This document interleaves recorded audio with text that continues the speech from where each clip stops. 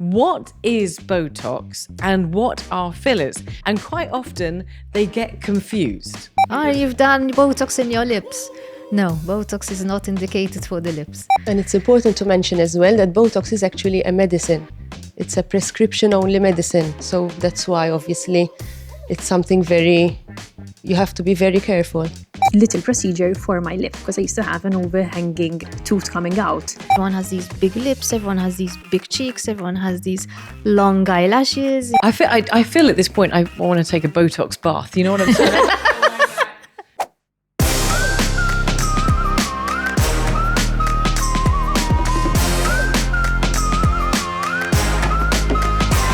Welcome to the She Word. Conversations that women rarely have, but really should. And in this very special series, we are teaming up with the Vivian Corporation to look at health, beauty, and medical issues that women are navigating today. In this series, we're going to be exploring topics such as menopause, sexual health, and beauty, and to give you the information and lived experience to help you make the decisions that are right for you. In this show, we're talking about the wonderful topic of med aesthetics. Now, whether you're a teenager or quite a bit older, like I am, Botox, fillers, and other beauty-related procedures are becoming part of everyday conversation. And whilst med aesthetics can certainly help us slow down the signs of aging and contribute to our facial attributes, med aesthetics also carry risks and responsibility. And this is also part of our conversation today. So let me give you some statistics. Botox is undoubtedly the #1 non-invasive procedure in 2024. Over 7.4 million people in the US alone are receiving Botox treatments. And globally, the market is worth about 4.4 billion. As of 2023, the average dermal filler market report estimates the total value of the market for dermal fillers at 5.5 billion globally and growing 10% year on year. So it's a massive industry and it's something that we really need to talk about. But before we get down to the details, I want to introduce my guests. Katrine Adjus, hello. Hello. Hello, welcome. You are a medical representative at Vivian Corporation and you specialize in aesthetics and the products and the procedures that we use. But I'm really excited because you specialize in the products. Yes. And this is something that we really need to talk about, not just the procedures, but what we're putting in our faces as well. So, Katrine, thank you so much for being here today. Thank you for having me. Dr. Charlene. Dr. Charlene Shikluna is an aesthetic doctor and specialist in family medicine at Chic Med Aesthetic Clinics. But what I'm also excited about is that this is part of the conversation, is that all of this has to be undertaken by somebody who's qualified to do so. So I'm really glad, Charlene, that you're here. I'm looking forward to having your input to this conversation as well. Thank you so much. Thank you. Oh, Sarah Bayarda. Hello. Hi. How are you? I'm good. It was a real surprise when these beautiful ladies said that you were going to be on this show with me as well. I'm really excited because you're going to be talking about med aesthetics from a personal point of view, from lived experience, as will I, because I've made it very clear before that I have also had Botox and fillers. And I'm going to talk about that decision that I took. But you're a TV presenter. You are also a mum, a healthy life enthusiast. And this is your second show. Yes, With it the is. She Word. And I'm really glad to be welcoming you back because the first time we did a show together, it exploded the internet. So I'm really glad. How are you anyway? I'm very good, thank you. Brilliant. Sarah, thank you for being here. So ladies, we're going to talk about fillers. We're going to talk about med aesthetics. We're going to talk about experience. We're going to talk about what it feels like. We're going to talk about what we should be doing, what we shouldn't be doing. We're going to be talking about Botox, everything. But before we get into those details, I want to ask you guys, first of all, for anyone who's not familiar, what is Botox and what are fillers? Because there's a difference and quite often they get confused. Okay, so I can start with that. Absolutely. Both are injectable treatments, so both Botox and dermal fillers are injectable treatments, but we use them usually in different places and for different reasons. So Botox is a nerve blocker, and in the case of medesthetics, we use it to relax the muscles of our face as a muscle relaxant of facial expressions.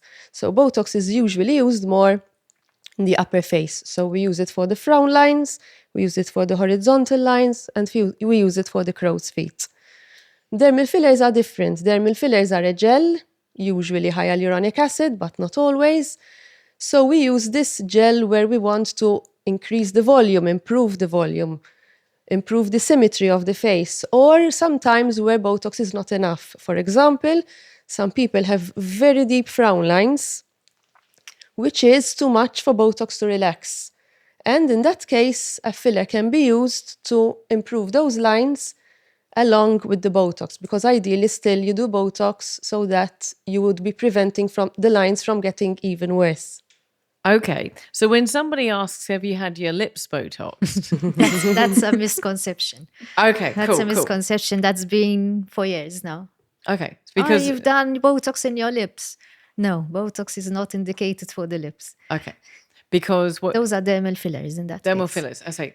So one is to relax the muscles and almost freeze the muscles from working so that you go through the process of those. Well, actually, I'm trying to fill it. Now, you're the expert. You explain to me. When you have Botox put in to create these a smoothness across the forehead to relax these lines, how does it actually work? What actually happens? So Botox is made of botulinum toxin. That is actually the ingredient.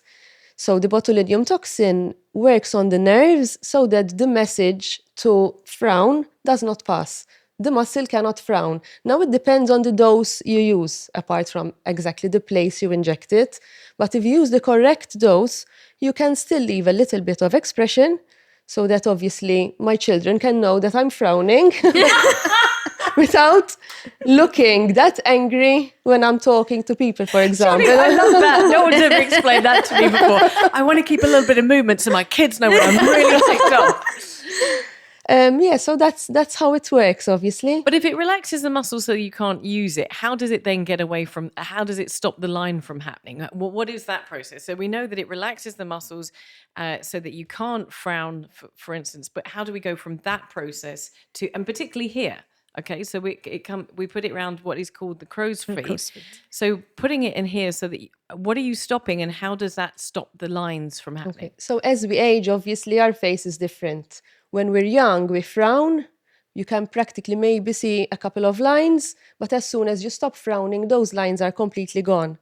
As we age, the lines start getting from dynamic to static. So when we're young, they are only dynamic. They only appear when we move. Oh, okay. But as we age, the lines will also appear when we don't move, unless you prevent those lines with Botox, for example. So ideally, we start Botox before those lines become static, before those lines become visible without any expression. Because in that case, obviously, Botox will not relax your muscle enough to remove those lines. Wow. There's a lot just come out of that statement, because I'm going to jump in here and ask you, Sarah, before we come to Katrine. But I always said as a younger woman that I would not have Botox or fillers. I said, absolutely not.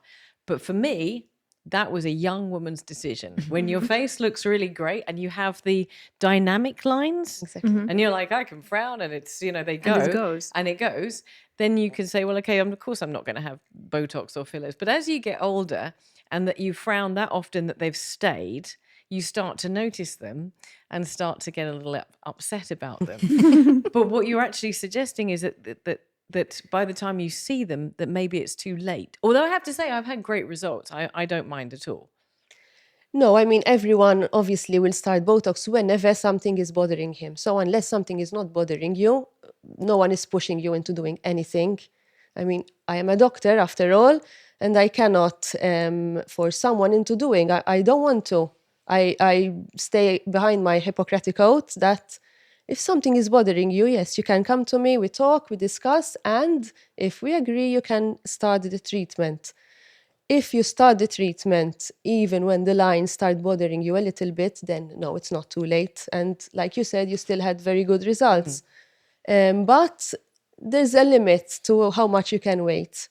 And maybe people in their late 50s, 60s, it depends because everyone is different. Yeah, I'm not there yet. Um, I'm just saying, I'm not quite With there yet. people who would have started before, once they grow older, they would need less frequently, less dosage, for example. So it Okay. affects as well when you start. And it's usually more natural if you start it young as well, because let's say you start at 60, you're full of wrinkles, and suddenly someone sees you and you don't have any wrinkles at all. While if you start in your 30s, for example, you start a little bit to prevent the lines, then no one will see the change. And the thing is that Makes everyone sense. will notice, but no one will know. So everyone... Ooh, I like that line though. That's really cool. Everyone will amazing. notice, but no one will know. I like that. I want to ask you, Sarah, because we're sitting at the table, we're both putting our hands up and saying, look, we use these and we're fine with that. Exactly. And we're very happy to be public about that. Very. But what was your journey? So we started actually, me and Charlene had a consultation way back 10 years ago, I think it was.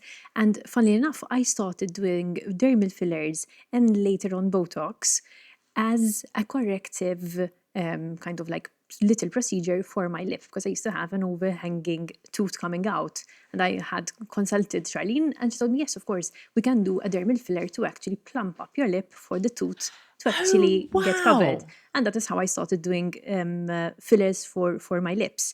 And then eventually we saw that we liked the shape and we never actually enhanced even more because I always wanted that natural look. You guys just said one of the best compliments that I actually get is not someone telling me, oh, you did your dermal, you did your lips or you have dermal fillers, because the beauty about it is that they're not evident, like super out there that you just did your lips. And then Botox was a different procedure.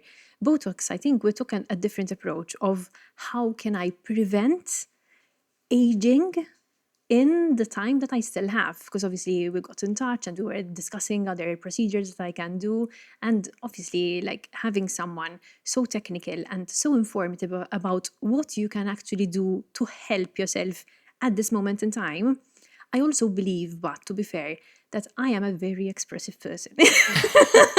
So my forehead moves a lot. And the fact whenever I go to Charlene, that's what I tell her. I tell her, like, I notice it on television. Like, I can tell that I need to touch up my Botox because my forehead starts moving a lot.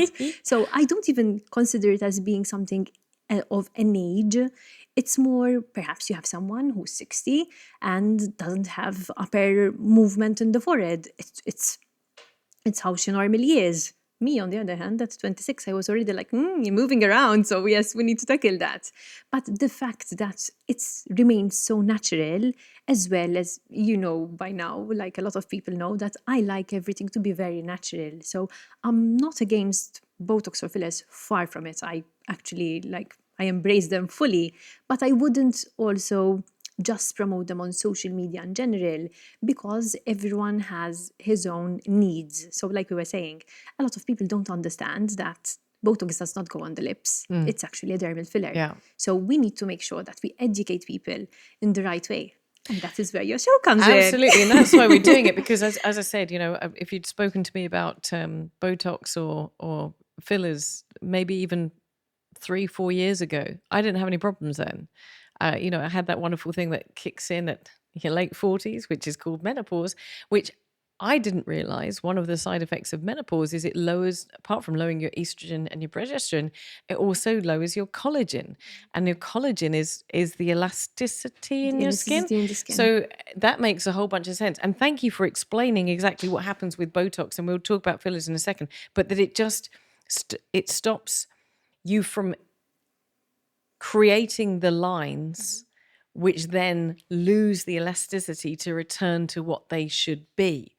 So we're going to stay with Botox a little bit for a second, because I just want to touch on, and coming to you, to Katrine, we're going to bob around quite a bit. We understand what it is in regards to what it does, but tell me a little bit about what it actually is, because we want to talk about products, good products and bad products, because so many people are now talking about Botox. And I want to talk about, from a product point of view and a procedure point of view, what can go wrong. And then Sarah and I can talk from experience. But just from a product point of view, what are we actually putting in our faces, and are they all good? Are they all the same? So Botox is obviously a brand name. And the ingredient is botulinum toxin, as Charlene mentioned. You have to be careful because obviously there are other companies that try and mimic botulinum toxin. So you have to make sure that it's coming from a verified manufacturer, that they know what they're doing. There are other botulinum toxin available on the market. You just have to be careful to know what brand it is, and a brand that is obviously registered, has all the manufacturing certificates that are needed, and that it's not fake as well, because you get a lot of fake Botox. Yes. When you import the product, there are a lot of checks that have to be done. Firstly, we check that it's coming from the manufacturer that is written on the invoice, for example. We check that it was transported at the right temperature, and obviously it is stored in at the right temperature. Of course, because it's always in the fridge, isn't it? Yes. Oh, okay, right. Besides that, obviously there are other checks that are done, that we scan the product to make sure it's not falsified, for example. And there are different items on the packaging itself for you to verify that it hasn't been tampered with as well.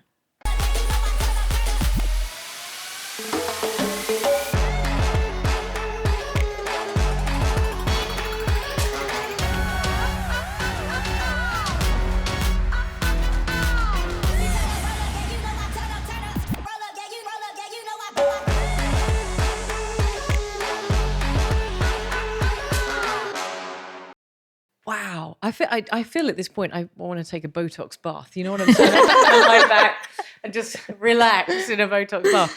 But you mentioned that it is it's a medicine. It is essentially a prescription medicine, which would then imply that it has to be administered by someone who is qualified to do so. And I think one of the big misnomers in Malta is that it has to be administered by a doctor. Now it makes sense. Yes, Right? of course. Yes, definitely. So that's it. Doctors only. Yes. So if somebody is going to get Botox, they need to check out, how do they need to make sure that they're getting the right person to treat them? Well, they can ask the service provider more information about the doctor or whoever is doing the treatment for them. In Malta, we have a medical register, so it's easy. You can go and Google medical register in Malta, and you can find me on the medical register, and you can check if another doctor is on the medical register. Okay. So that's So basically, easy. if you're getting a pedicure, but at the same time you're getting a Botox, I don't think it's a good deal. No, right. Well, this is what I'm But thinking. this is the thing, like anything else, unfortunately, we get swamped with so many different adverts, with so many, nowadays in the adversity of influencers and stuff like that, so many people are actually putting those things out there, that we need to be wise enough to understand that certain things like these have to be done by a medical professional. I mean, we're dealing with facial muscles and things that, if I had to inject it myself, now I have a very good background in biology, I wouldn't know what I'm hitting, obviously, but Charlene obviously knows that injecting it on this side will actually affect certain nerves and certain muscles, whereas if she had to put it somewhere else, obviously we're going to have repercussions. Yes, and this is really important. Let's touch on this. I mean, we're just talking about Botox, let alone fillers right now, but we're just talking about Botox. But this, as you said, there are a lot of people, we've seen adverts, we've seen, different salons and so on saying that they can deliver Botox. I myself went to a qualified doctor for Botox just before my wedding a couple of years ago, and I had Botox. I've had it a number of times. He told me that he was going to inject me just around my eye area, and he said these are the possible side effects. And lo and behold, 3 weeks before my wedding, I get the droopy eye, and I'm walking around like this until literally 2 days before the wedding. This is one of the things that can happen. But explain to me what the other implications are, why we need a doctor. We've talked about it on this show before, but from your point of view, what are the things that can go wrong? So obviously a doctor will know the exact anatomy of the face, although there are some variations, of course. So it's important that we are injecting in the right fiber of the right muscle. So it's not even a muscle. For example, when we go around the eyes, there are different fibers. We cannot go too close. We cannot go too far. If you go too far, you can get a cheek droop. If you go too close to the eyebrow, you can get the lid droop, for example. Now, if you know the anatomy well, these risks are very, very small. They can still happen. There is a risk of complication in every medicine that we take. If you take out the package insert of paracetamol and you read what can go wrong, you'll probably never take paracetamol again. But obviously true. we have to balance the pros and cons. You have to be aware of the risks, and then if it's okay for you, then you go for the treatment. Honestly speaking, if it's done as it should, By the the right worst people. by the right people, the worst thing that can happen is a bruise. A bruise, like we all know, we can never be for granted that it's not going to happen. You're pinching the skin, you're injecting under the skin, so it can happen. But that's something temporary, a couple of days, maybe a week or so, and it's gone. Other things can take longer to resolve. And at least if a complication like the lid droop happens, if you go to a doctor, he will know exactly where he's injected. Maybe next time he will avoid that area. And you can do things to try and sort of balance things out a bit. So if you had a lid droop, the doctor can inject some Botox in the opposite muscle to push the lid up a little bit. Okay. But you've got to know. You've got to know. So I'm going to ask a question because I think everybody who's watching wants to know what's the worst that can happen. If you go to somebody who is not qualified, what's the worst that can happen with a bad product? And what's the worst that can happen with a bad procedure? The worst case, there's been blindness, which has been reported. Especially with dermal fillers, because if you inject it into a vein on an artery, especially there's an artery going here, it's going to lead to blindness. So that's why you need to make sure that the person injecting knows their anatomy very well. Sorry, like you mean permanent blindness? Yes. Yes. Holy cow. Okay. I didn't know this. I didn't Yes, know that's this why you either. don't, I'm going to do my dermal fillers at I don't know who. You have to be careful who you're going to. I'm looking forward to. We're going to dive into fillers in a minute. Besides being a medical doctor, you don't just wake up one morning and say, I'm going to start injecting Botox. Even if you're a doctor, you have to be trained as well. There's a lot of training involved. Yearly training for doctors. They attend conferences to know sort of any different techniques, any new techniques, because obviously things are always evolving as well. So there's a lot that goes on behind the scenes. Sorry, hang on a second. I think I knew this, but I just want to run back on this again. You can't just be a doctor and then start injecting Botox and fillers. You have to train on top of being a doctor. You have to specialize. Wow. There's a lot of trainings that happen. Wowzers. And yearly trainings as well to keep up to date. Good And even, grief. they discuss between them to see if, just in case there is a complication, sort of what's the best way to solve it as well. Before we come to fillers, we talked about blindness from fillers. Let's come back to Botox. And I just want to ask you, what's the worst thing that can actually happen with Botox? So you mean if it's not done as it should, right? So Absolutely. yes, you can get both eyes closed for about 6 months. Okay, that's its own You kind of can- blindness. Okay, fair enough. And you can lose expressions. You can look like a completely different person. So those are complications related to technique. Obviously, Botox being a medicine has its own complications as well. So someone can be hyperallergic to it. He can get an allergic reaction to Botox.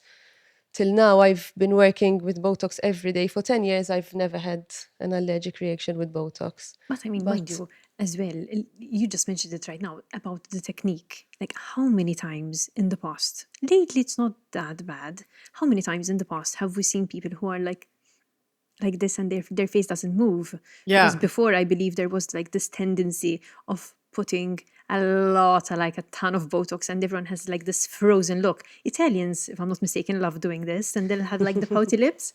I love Italians, but Sorry, Italians. it's a bit of We suddenly lose all our Italian viewers. So sorry, scusate.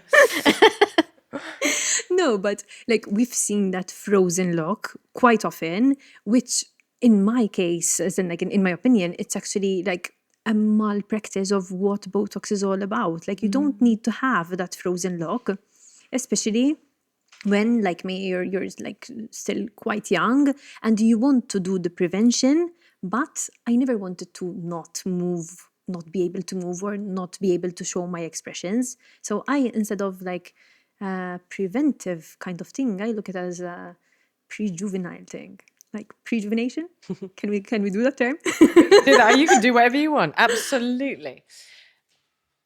Totally agree. I have seen people with those faces that do look like they got scared by the headlights of a car and just stayed there for however long that was. And it doesn't look good. And it's obviously not what we're wanting to achieve.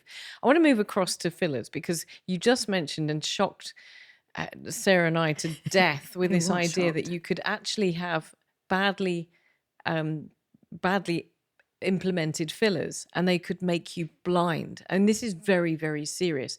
So I want to go into, we've talked about what Botox does, where it's usually applied, and the fact that it's a medicine and that it needs a prescription, and it has other incredible uses as well, which is amazing. I didn't even know that. But coming to fillers, fillers is something that is probably more applicable to younger viewers and a younger audience, because a lot of young women I've seen are talking about enhancing their facial features using fillers. So, and in actual fact, as you said, Sarah, yours was used originally, you got into this whole path through a corrective filler. What is a filler? What is it actually in the syringe? So the filler is a gel. It's usually hyaluronic acid, which is found naturally in the skin. So it's more of the same. Yes. Okay. Yes. Okay. So to put it simply, it basically fills the gaps that would have been created by the loss of collagen as well. Ooh. Okay. Now I'm understanding. Yes. So as we get older, our if collagen you see a line, it's going to fill this line. It's going to obviously, if you fill the lips, it will enhance the lips. If you fill the cheeks, it's going to enhance the area of the cheeks. So it's a volumizer. So Katrine, hang on, you put it like that, it sounds really harmless. It's a naturally occurring product from our body, and we're just boosting it because there are parts where it's been depleted. Yes. What could possibly go wrong with that?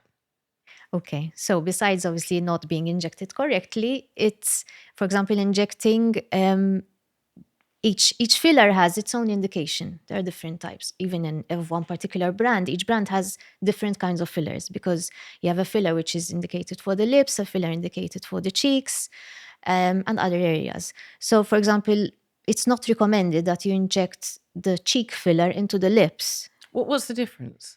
It's fuller, it's thicker as a consistency. Ooh, okay. So if you inject the cheek filler into the lips, you're going to have these big lips which are really hard, for example. Besides that, again, the same thing, that you have to make sure that the product comes from a reputable company. That's, for example, there are also regulations for fillers. Dermal fillers are classified as medical devices. And they roughly have the same regulations, same as medicines. So again, you have to check that it's coming from the proper manufacturer, that it has a CE mark, which is the standard certification. Even kids' toys have CE marks. Yeah. You know, everything has a CE mark nowadays. So if I make sure that that has that standard certification as well. Besides that, there are fillers that are FDA approved as well. So that shows you how serious, you know, the company is as well, because you have to make sure that you're using, you know, not rubbish, that you're using a good product, because after all, you're injecting this into your face. But what are the product? Okay, so we talked about the FDA, the CE approved products. What, and you've just mentioned, we have to make sure that we're not putting crap in our faces. Yes. But are they very, I mean, I guess it's a huge industry, 5.5 billion globally. I'm sure that there are some crap products out there, but what are the crap products made from? What are the crap products? Because we always talk about plastic faces, you know what I mean? Is there instances where people are using, no, Yes, really? some of them actually have plastic in them. Yes. Oh, my word. And sometimes you realize I'm sure Charlene can say, someone would have come that injected their lips, for example. You ask them what product they would have been injected with.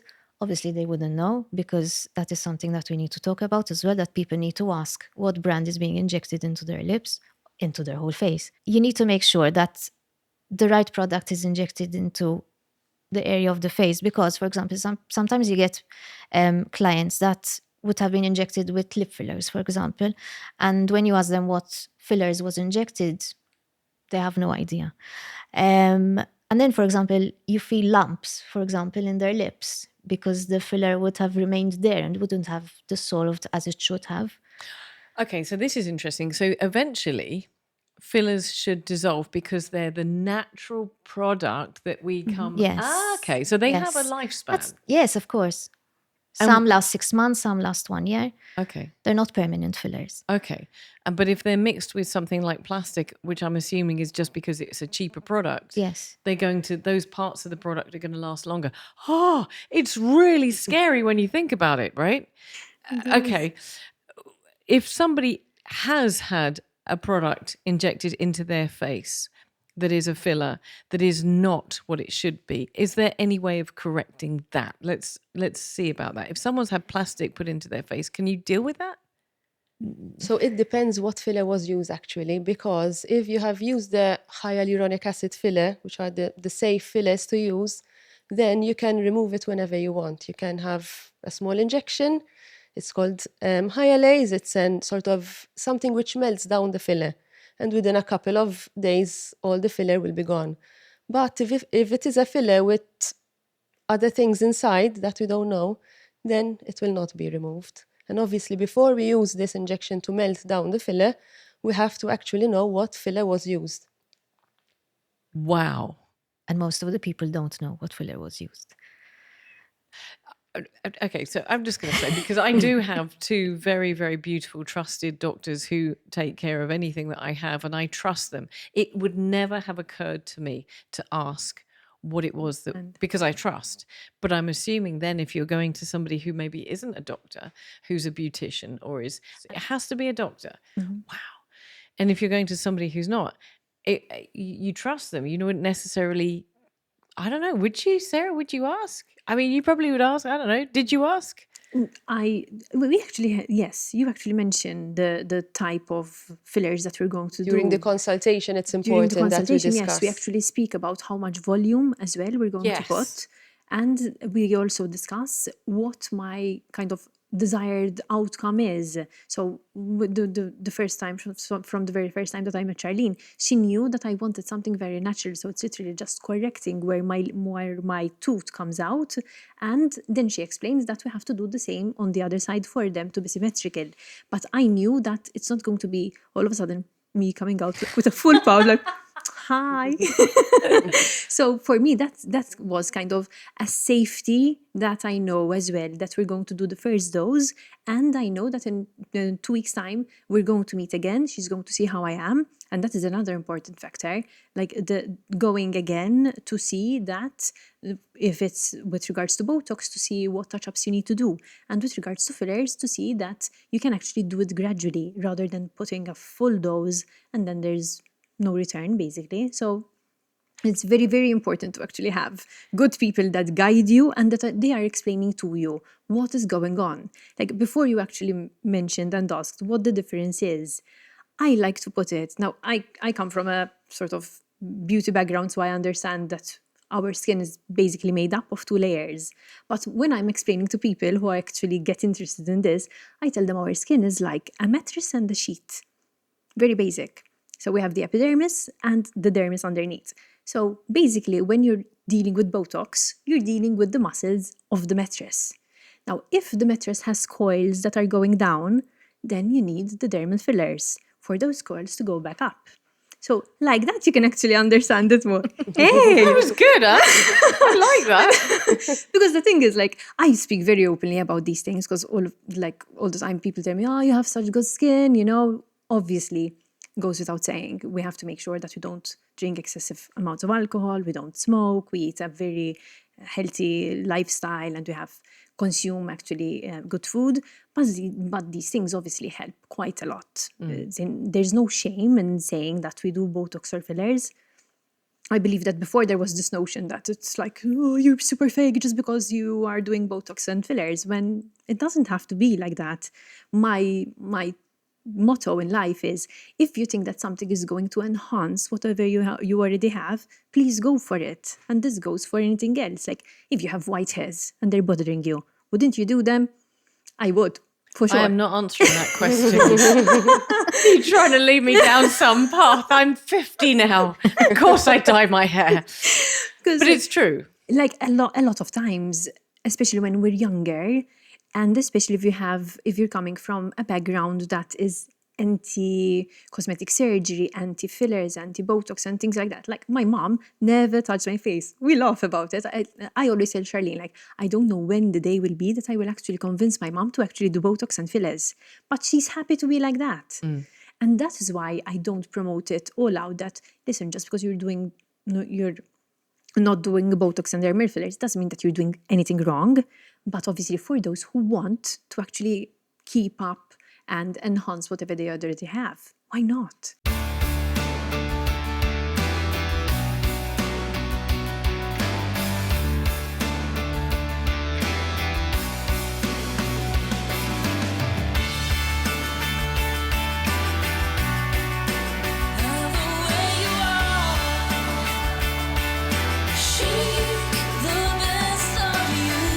Internationally trained medical doctors, most innovative technology, chic metaesthetic clinics.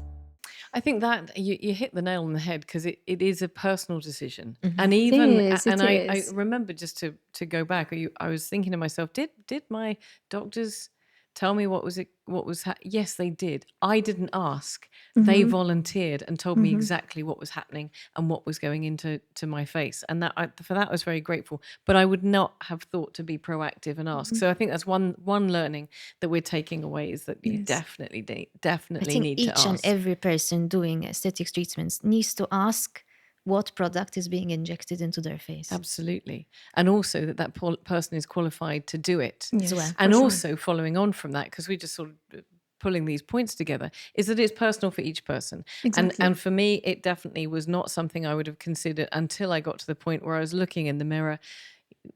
Age had started creeping up on me, and I thought to myself, I'm not happy. I still want to continue doing shows, and I want to continue being on stage and so on. And that's when it came to the point where I was like, okay, let me go and have a conversation about this and see what can and can't be done. And I think that's also the other thing. I think we need to be realistic about what can and can't be done, as you mentioned before, and so beautifully explained, Charlene, exactly what's happening and where you need to start thinking about it. And also, I loved what you said before, is if you're 60 and you have wrinkles and so on, you have lines, crow's feet and whatever, and suddenly you come out, it's all gone. Expect people to be a bit, ooh, what you did at the weekend. But it's that process where you can prevent rather than necessarily, obviously, as you can cure, but prevent as well. I want to talk about, staying with that for a second, talking about expectations, because we mentioned before that there are a lot of women who have high expectations, but also have high requests. Do you ever, I'm going to ask this one, I'm going to throw you under the bus there a second, Charlene, but do you ever have anybody come to you and say, okay, I want you to get rid of every single wrinkle, and I want lips that are just huge, and what do you do in those situations? Obviously, I consider the consultation the most important part of the journey with the patient, because obviously I'd like to get to know the patient. I want to know the expectations, and I want to show them as well what I'd like to do and what I can do. I obviously understand if someone wants to remove all their wrinkles, but I advise that it is not something that myself as a medical doctor can give you. It is not something that is good for you. It's not something that it's natural. So I try to convince them to still look natural, that we can, yes, remove a few wrinkles, we have a softer look. It doesn't mean that if you want to have Botox or fillers, you want to look younger, definitely, because you can still look good for your age. It's important. Yes, we have to line the expectations, definitely. I get people telling me I want my forehead to look like marble in Maltese. In Maltese, irhama, it's something, but it's not always possible. And then they tell me I don't want to look like I'm 20, but I want that. I mean, you have to balance, or else I don't want my husband to notice, but I want all my wrinkles removed. How can it be? Well, hang on a second. It is a man. Sorry. I mean, I remember that when I first said to a friend of mine, the very first time I even got interested in Botox, I said to her, she was my nail technician, I said, I can't put my finger on it, but you look great. And I think that was probably the best compliment. I couldn't put my finger on it, but something was different. She looked great. And she said, actually, I've had Botox and it's been a couple of weeks. So managing expectations, are there trends at the moment? I'm going to keep coming back to this lip thing, because I have seen so many women really want to plump up those lips. Do that face for me again. Oh my God. It still moves, you know? That's why I was asking you. Sarah's eyebrows still move. They move. But what is the trend with lips at the moment, and how acceptable is this? Unfortunately, due to social media, yes, the trend at the moment is having these big, huge lips. Some people like them, some people prefer the natural look. Obviously, you have to see the expectations. It's part of the consultation then process, as Charlene mentioned. You have to sort of say, listen, I don't do big lips, or if you want big lips, you have to go to someone else, for example. But you can see it, can't you? Yes. You can see it when somebody's had their lips enhanced to the point where look like- looks unnatural. Yes. It looks Yes, uncomfortable. It Most of does, all, it does, look right? uncomfortable. Like it's like someone just blew up their lips like a pillow. I'm And like, unfortunately, how everyone is can you looking move? the same. Nowadays, everyone is looking, everyone has these big lips, everyone has these big cheeks, everyone has these long eyelashes, Nothing wrong, obviously, with any of them, but it's becoming a trend that everyone is looking the same. But the thing is that unfortunately we tend to notice these people who overdo it. We have to keep in mind that loads of other people are having Botox and fillers, and we just tell them you look great, that's all. And that is the majority, I believe. So we have to keep in mind that not the ones with big lips are the only ones who are doing lip fillers, because you can still do lip fillers and look completely natural. You're a doctor, and I'm fairly sure that you're aware of the fact that some of these treatments can become addictive. I've heard of this. You go in, you have your lips filled. I've heard of this because actually Sue Caruana, who is a great guest on the show and has our Keeping It Real on a Friday, even she herself, when we talked about body modification, talked about the idea that you can get something done, and because it's so easily accessible to her, because she has a great salon, but also easily accessible to anyone these days, that you can get hooked on this. Okay, I fixed this. It looked good. People said I look nice. That dopamine hit. Right now, let's see what else we can do. So as a doctor, where do you draw the line? No, then I have to stop you, definitely. I cannot do something to you which I believe it will be of harm to you, either physically or mentally. So I will realize if someone keeps coming for more. Some people come for the consultation already with huge lips and they want more lips. And obviously I have to turn them down. You do though? I have to. I mean, it's not something that I can do. First of all, it's the patient, it's not good for the patient, of course. Physically, health-wise, you're injecting too much. And secondly, it's not a good advert for me as well. But you can have consequences, obviously, if you overblow the lips. First of all, you can overblow the lips, and then all of a sudden, what will happen? Will they shrink and get lots of wrinkles? Will the filler can migrate. If you do too much filler, obviously the lips have a capacity. If we overdo it, the filler will migrate. And that is where you see people having filler on the upper lip. Like Bart Simpson. You serious? Of course. It leaks out. It migrates. That's the medical term used. Yes, so you cannot come. I had people coming with a photo of Kylie Jenner. I want these lips. Of course, you cannot have those lips. We can work towards getting similar lips, we can enhance, we can do symmetry better, but we cannot get those lips. Wow. And that is why we always have to keep in mind that what we see on social media, we don't necessarily need to be exactly how people are looking on social media. And this happens all the time. I mean, you mentioned Kylie Jenner. With younger people, she is like the it icon. So if you come to a medicine or a makeup artist, they'll tell you, I want this flawless look. Honey, do you know how much there is into that flawless look? There's Botox, there's fillers, there's a ton of makeup. You won't see it. But not only that, let's be clear, there's also filters afterwards. Yes, there's because filters after. nobody looks the way that they do on social media. No. Absolutely not. And this is not a new phenomenon. This is what I was doing as a graphic designer back in the 90s. You'd retouch photographs, you'd take things out, you'd enhance, you can do it digitally. And we're still doing that. Yes. And we're still coming with expectations. I want to look like this. And they are not real.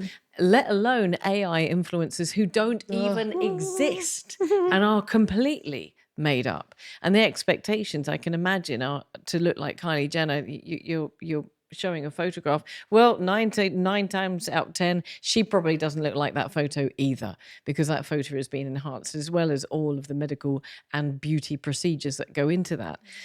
I want to just touch on something that you mentioned just a little while ago about expectations, and I think this is really important as well. That when you're having any of these procedures, we've got the two. We've got Botox that we're talking about today, and we've got talking about fillers. One takes a while to get going, and the other one has an immediate effect, an immediate impact, but it also has some particular results, because some parts of our faces are extremely sensitive, but in both cases, bruising can appear. Yes. And so just, I want to say this because I've learned the hard way. You don't do these procedures just before a wedding. We're in wedding season, right? You don't go out and get yourselves your lips filled 24 hours before you're going to go to a wedding. Definitely. Botox, first of all, starts working after 2 to 3 days, and it takes 2 weeks to give its full effect. The fillers start working immediately, but what happens? The fillers are hydrophilic, we call them. They attract water. So over the coming couple of weeks, they attract more water, they settle in the skin, and they give their final results also after 2 weeks, sometimes even longer. So yes, definitely not before a wedding or a special occasion. Bruising is not very common. I must say it's more likely you don't bruise rather than you bruise, but you can do them 10 times and not bruise. And on the 11th time, if you have a wedding the next day, Be sure you're gonna have you're one. gonna have a bruise. But I think we do. We think, don't we? We kind of think, oh, quick, I must go and get the procedure, or you book the procedure right before. I have had bruising. I think, correct me if I'm wrong, but as you get a little bit older, you're more inclined for bruising. Is that right? It can be. It can be associated with hormonal changes in your body, with medications that you might have taken, food sometimes, if you've exercised before. But also, oh yes. but also on the technique as well. So Okay. having a gentle technique helps. And for I don't bruising. think that there was any question for me with regards to the technique or the quality of the product, but I did. In many instances, I've gone and exercised straight after, or done No, something. I went before last time. No, after you shouldn't, huh? Yes, apparently You so. shouldn't for 24 hours. Well, So- talk me through these guidelines, because you've had the same experience. You went. Yes. Yes. I went exactly before, not to miss a workout. Ooh. But obviously, it resulted into me having a bruise, whereas usually I wouldn't have anything. And due to filming and stuff like that, I obviously had to put concealer on, which obviously covers it, and it's nothing bad actually happened. But these are some things that we can actually take care of prior to doing the procedure. And I believe even paracetamol and Panadol we should avoid, no? No, you can. No, you can. You can. Things like anti-inflammatories can Anti-inflammatory, increase Ooh, more okay. bleeding. Run through this with me and why. So what are the do's and don'ts for anyone that's like, okay, they've gone to a qualified doctor, they've got a good product, their expectations are managed, they're not going to a wedding the next day, but there are still some things that we need to be Yes. aware of. So the downtime is really, really minimal with these injectable treatments. In fact, sometimes we call them a lunch break treatments. A lot of people come, lunch break, back to work, finished. So the most important thing is that when you do these procedures, you do not have any makeup on. If you come with makeup, obviously the makeup will be removed. The face has to be very, very clean. Because One, to prevent infection, which is very, very important. And number two, because there's a slight risk of tattooing. So if you have makeup on your skin and you inject, obviously that color can be injected in the skin. Hang And on. Okay, sorry, I'm going to delve into this. So as you put the needle into the skin, if the needle picks up makeup, it's going to take that makeup with it Yes. into the skin. Gotcha, into the mattress. Yes, There you go. mattress, you see? Okay. so that's before the treatment. Obviously, the doctor will clean the face very well. After the treatment, no huge things, but ideally you avoid makeup for the first day or half a day at least to prevent as well the risk of infections. We've pinched the skin, we've created holes into the skin, so the skin is more prone to infection. So it's important, ideally, to avoid makeup, even touching the face with dirty hands, things like that for the first day. Avoid extreme exercise for 24 hours. And that's mainly so that your face will be relaxed as much as possible. Your muscles should be relaxed as much as possible for the first day. And also avoid a lot of sweating and dirt on the face as well. Anything to do with alcohol or anything like that? Ideally, you avoid extreme or excess alcohol, a unit or two of alcohol on the day that you do the treatment. It's fine. The thing is that if you consume more alcohol, you can get more flushing than usual because obviously you've been treating your face. But other than that, you hear a lot of things, sleeping or not sleeping or standing up for an hour. Those are nothing. I love the interrogation. What's that? You should avoid other treatments on the face for 2 weeks, like chemical peels, facials, and also a sauna because of extreme heat. Or otherwise, the Botox and fillers will not be at the right temperature to work fully. Oh, wow. So then one last question. Flying? Flying is fine immediately after. That was a personal question. I was thinking about my next appointment and going to straight to a plane afterwards. This is absolutely insightful. This is really brilliant. Have I missed anything out? What else is important? Let's close off by really reiterating the points that we've discussed and that we've mentioned. So from your point of view, Katrine, we've talked about the right product. Fill me in again. Reiterate what you've said. Yes, I think every client that does these treatments needs to be informed about what is being injected into their face. I think they need to empower themselves and actually ask the doctor questions. They need to, maybe if they want, actually see the product, see that it has a CE mark, for example. See the doctor actually preparing the product so, they make sure that that product is injected into their face. So I think it's very important for people to be aware of what's actually happening. Absolutely. The thought of anybody putting anything that is either not what you are paying for and not as good as what you are paying for, so therefore will be a product that's inferior and not do the job. But the thought of somebody putting something into your face that is plastic it's abhorrent, isn't it? It's really frightening. Likewise, the thought of somebody doing it who's not qualified is quite terrifying. The thought of going blind, our faces were like, what? But from your side, give us the points, give us the salient points. So I believe that usually when we look good, we feel great. So if there is something that is concerning you, if there's something that you'd like to enhance, go speak to a doctor. There might or there might not be something to do, but there's nothing to lose from a consultation.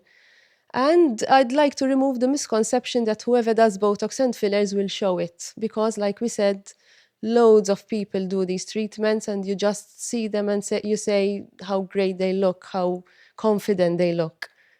So, and I think we shouldn't allow that these things we see on social media put in a bad image on other people who do these treatments and look natural. So I think, one shouldn't affect the other. I think if everybody, around the islands and beyond were to put their hands up if they've had a metastatic treatment, there'd probably be a lot of people saying, I've done it. Yes. I've done it. I'm going to close off with you, Sarah, because what I was not aware of and what I love about your story is that you actually went for a corrective measure. So you didn't go along and say, listen, I want to look younger. You said, I'm presumably saying I'm on TV, I have a public personality, and I have something that bugs me. And that's where your journey started, and you had the consultation. You guys worked this out between you. But what are your closing thoughts? Because obviously you're a big advocate. No, obviously, like we were saying, the fact that you can actually do something to enhance and to make yourself feel better about something that is bothering you is very important for you to actually take care of it. Like we always say, we take, as a mom, especially, I take care of my son all the time. So this is something that I say that I do it for myself. Not for my partner to see that I am looking good or for my partner to see that I have big lips or anything. It's literally just for me to feel that I am, first of all, doing something that will help me age perhaps more gracefully. So that is where the Botox comes in.